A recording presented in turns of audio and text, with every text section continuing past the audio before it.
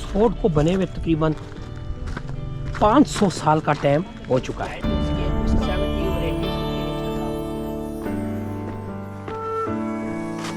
यहाँ से हम अगेन ज्वाइन करेंगे जीटी रोड को, जिसको जरनैली रोड भी कहा जा सकता है। जरनैली रोड शेर शाह सूरी ने तमीर करवाई थी फ्रॉम काबुल टू बंगाल, जो कि एक बहुत ही वसी एरिया को कवर कर रही है। शेर शाह सूरी से याद आया कि अभी हम जा रहे हैं शेर शाह सूरी के ही तमीर करदा किला रोहतास फोर्ट। बिस्मिल्लाहिर्रहमानिर्रहीम, अस्सलाम वालेकुम। मेरा नाम कबीर अहमद और आप सब लोग देख रहे हैं एक्सपोलैंड बाय केबी। शायद आप लोग भी सोच रहे होंगे कि मैंने स्टार्ट कहाँ से ली है, तो मैं आ रहा हूँ हमारे हीरो सुल्तान शहाबुद्दीन मोहम्मद गौरी के मज़ार से, जो धमेक के इलाके में है।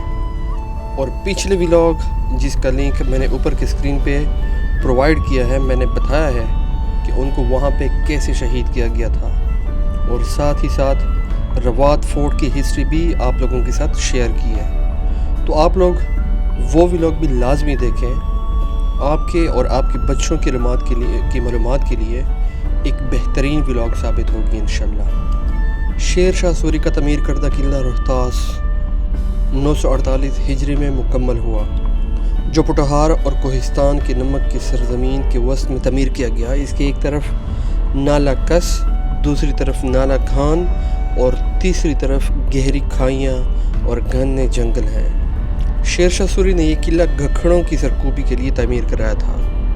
दरअसल गखड़ मुग़लों को कमक और बर वक्त इमदाद देते थे, जो शेर शाह सूरी को किसी तौर पर गवारा नहीं था। जब ये किला किसी हद तक मुकम्मल हो गया तो शेर शाह सूरी ने कहा कि आज मैंने गखड़ों के पेट में चूरा घोंप दिया है। इस किले के ऐन सामने ही शेर शाह सूरी की बनाई हुई जरनैली सड़क, जिसके ऊपर मैं अभी राइड कर रहा हूँ, गुजरती थी, जो अब वहाँ से 5 किलोमीटर दूर जा चुकी है।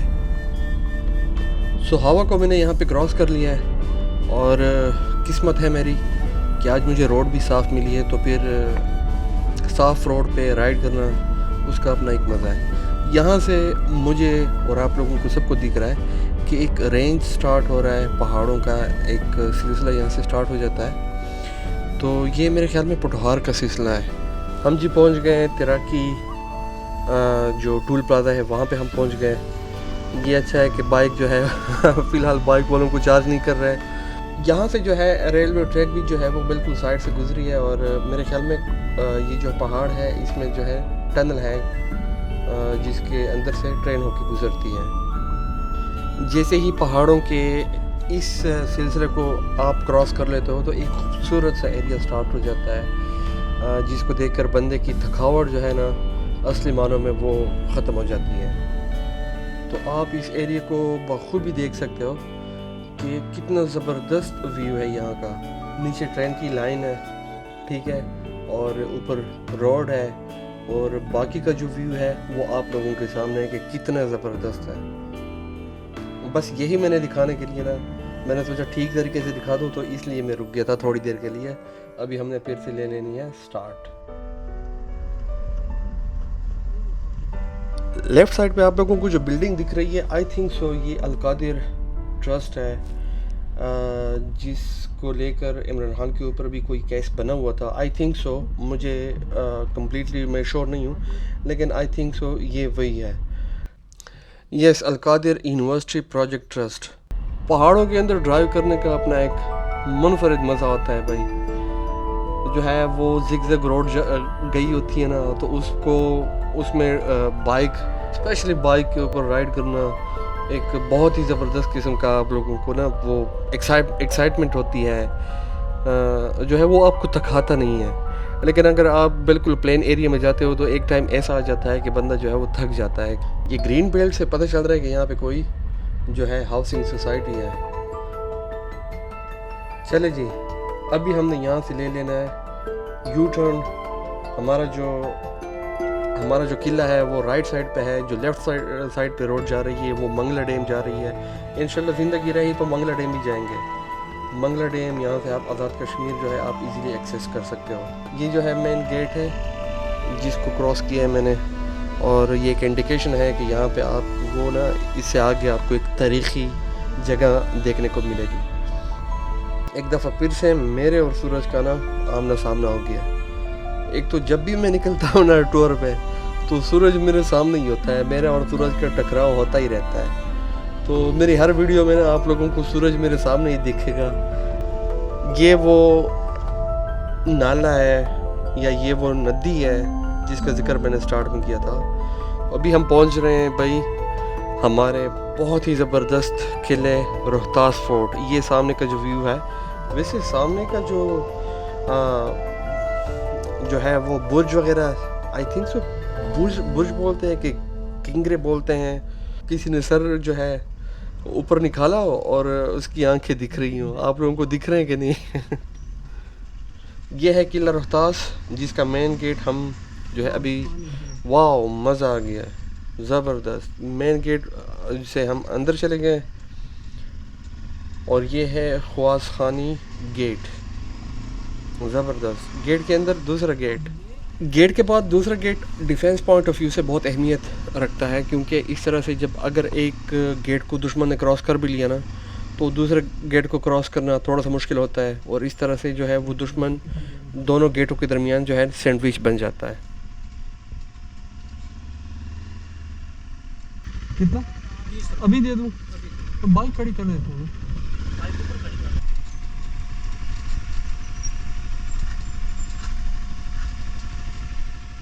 मैं भी आपको इस किले का तारुफ कराता जाता हूँ सर जी। इस किले को 1541 में 1541 में शेर शाह सूरी ने बनाया था। शेर शाह सूरी मुसलमान बादशाह था, अफगानिस्तान का रहने वाला, पठान कौम से इसका ताल्लुक़ था, सूर कबीले से। इसका ओरिजिनल नेम, असल नाम फरीद खान था। एक बार ये अपनी आका अहमद शाह लोहानी के साथ शिकार पे जा रहा था तो उसके ऊपर शेर ने हमला किया। फिर इसने नियाम से तलवार निकाल के शेर को मारा। उसने खुश होकर इसको लक़ब दिया शेर खान का, जो बाद में इतना मशहूर हुआ कि लोग फरीद खान को भूल गए और ये शेर खान के नाम से हुकूमत करने लगा। इसका अगर आप रकबा देखेंगे, मील में देखेंगे, तो ये 4 किलोमीटर 175 एकड़ तकरीबन 7 मरबे बनता है। ये गेट है, इसको शाह चंदवली गेट कहा जाता है। इसके 12 मेन गेट्स हैं। जहाँ से आपने इंट्रेस की है उसको खासखानी गेट कहा जाता है।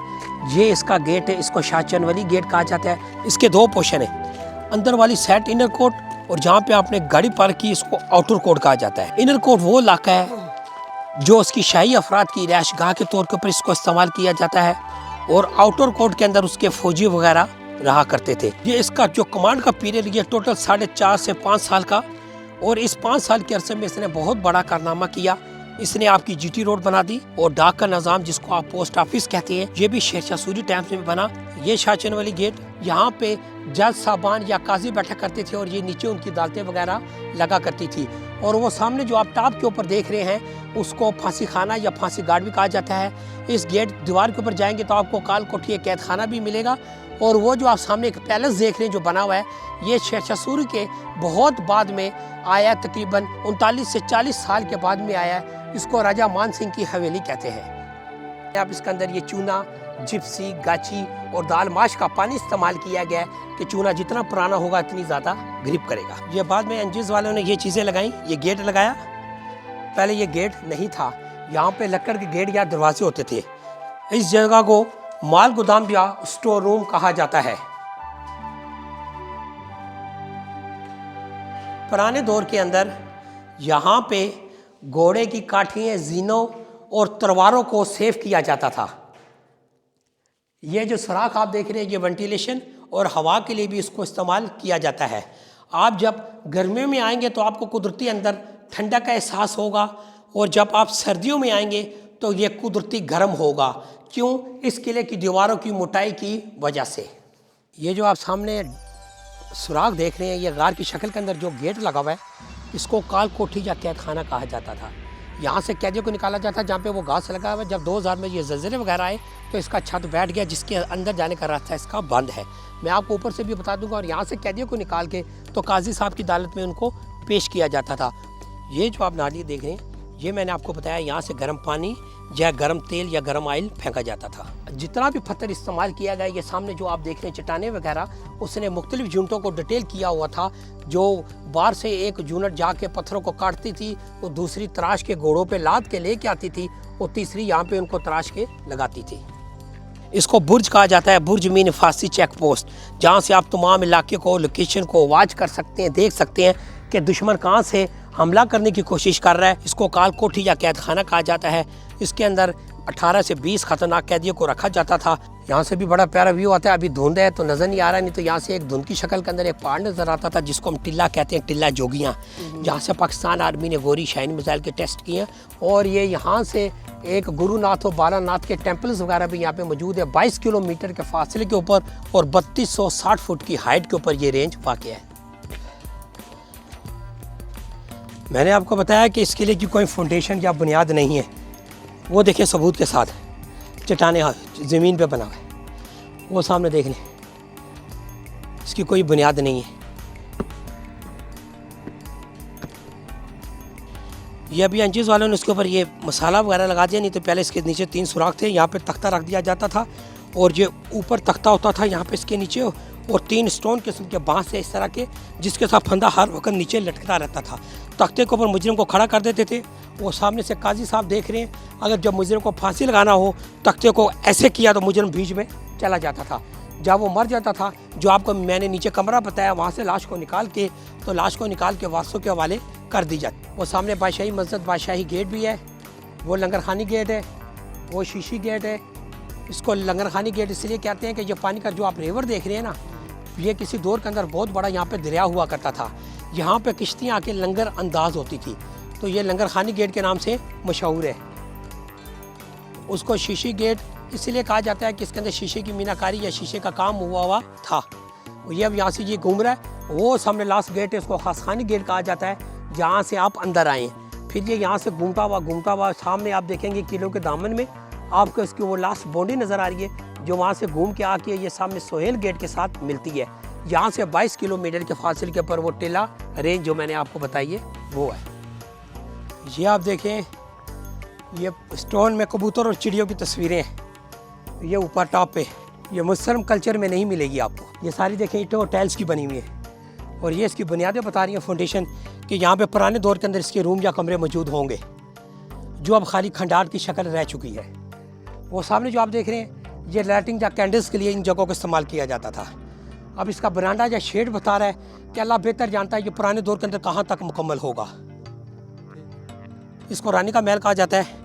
इसको रानी का महल इसलिए कहा जाता है कि यह मान सिंह की बेवा बहन थी। इनमें यह होता था कि जो बेवा या विधवा हो जाए तो उसको अपने पास नहीं रखते थे, उसको कहते थे कि यह मनहूस है, उसको फिर अलग सा ये सेटअप बना के देते थे उसको, इसलिए फिर उसने उसका ये बनाया। इसको मान सिंह की हवेली रानी का महल कहते हैं। और ये राजा मान सिंह का मैं आपको पोर्ट्रेट बताता हूँ। ये हम इंडिया से लेके आए ससराम से। ये बूढ़ा जोन सा है, ये राजा मान सिंह है, ये वाला।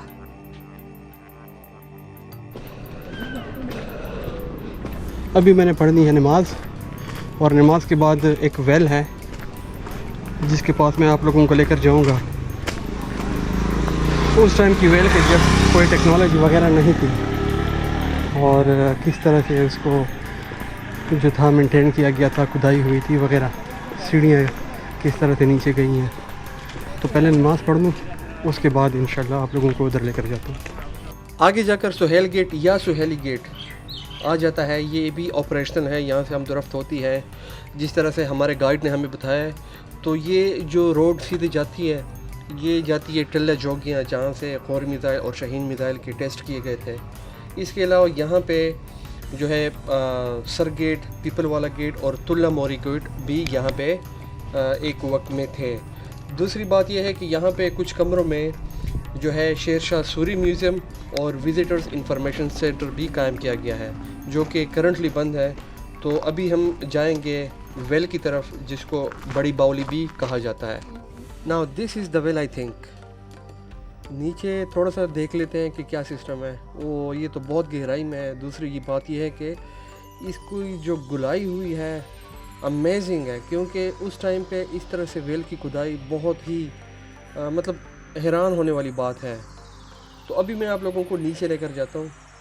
नीचे की जो सीढ़ियाँ बनी हुई है बहुत ज़बरदस्त तरीके से बनी हुई है और बहुत ज़बरदस्त तरीके से इसको एक प्लेन के तहत इसको बनाया गया है। ऊपर की जो ये डॉट्स बने हुए हैं बहुत ज़बरदस्त है और यकीन माने कि बंदे की अजीब सी वो होती है कि यहाँ पे पता नहीं किस तरह से मज़दूरों ने काम किया होगा, पता नहीं लोगों ने किस तरह से यहाँ पे इस चीज़ को जो है इस्तेमाल किया होगा। पानी तो मुझे अभी भी दिखाई दे रहा है, लेकिन बदकिस्मती से यहाँ पे बहुत ज़्यादा गंद पड़ा हुआ है, जो कि बहुत ही ज़्यादा हमारे लिए एक अलमिया है कि इतनी ज़बरदस्त और टूरिस्ट जगह पर हमने इस तरह से गंद फैलाया होता है।